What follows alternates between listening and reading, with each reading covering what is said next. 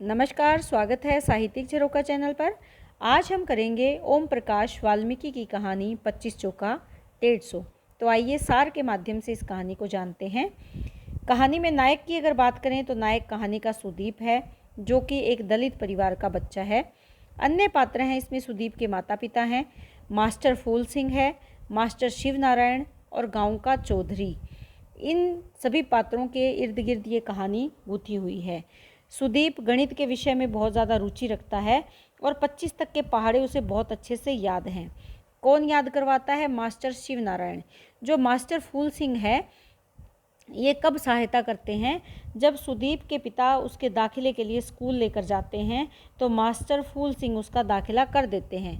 इस कार्य को सुदीप के पिता मास्टर का एहसान मानते हैं और उनके प्रति कृतज्ञ होते हैं कि उन्होंने दाखिला करवा दिया सुदीप का।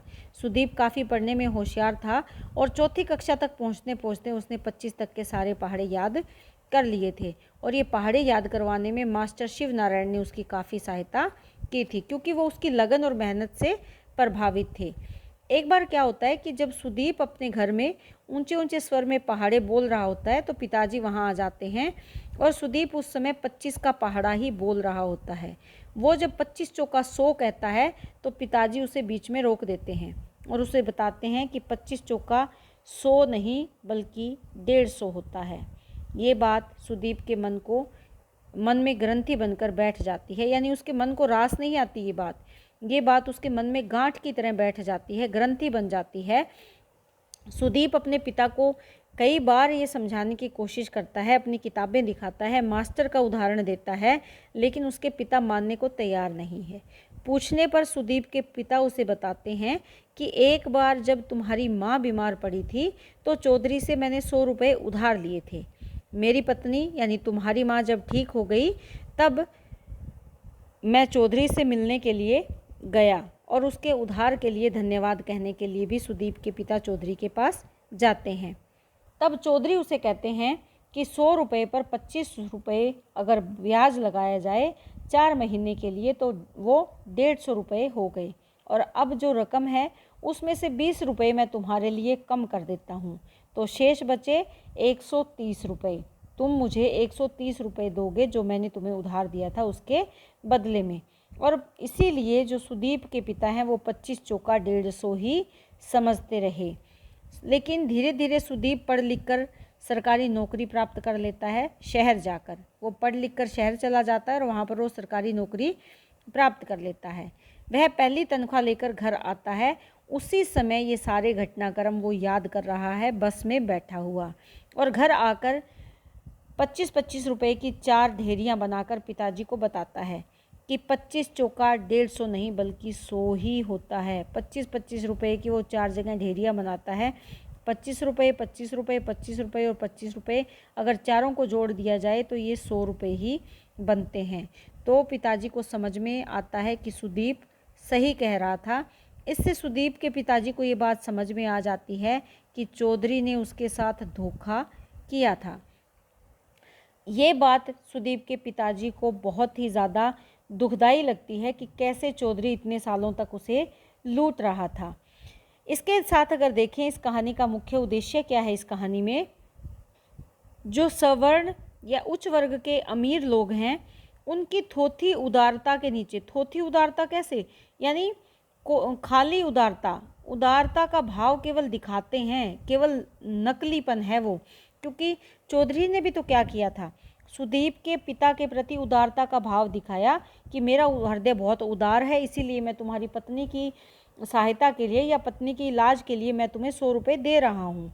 ये थोथी उदारता थी, जबकि वो 100 रुपये के बदले उससे कितना लूट रहा था कितने सालों से। इस उदारता में वास्तविकता क्या है?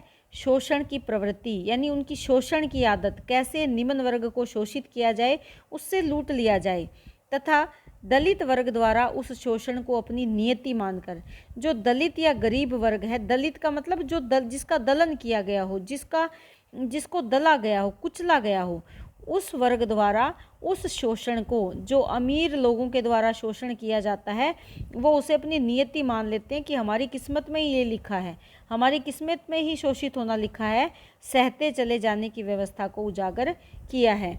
जिस प्रकार सुदीप के पिता 100 रुपये लेकर उसे बरसों से रुपए देते चले आ रहे हैं, लेकिन एक उसका जो ब्याज है वो पूरा नहीं होता। जो जिसने चौधरी ने दिमाग में ये बिठा दिया कि 25 चौका 150 होता है, जिसमें से 20 रुपये वो कम भी कर देता है और 130 रुपये लेने की बात करता है।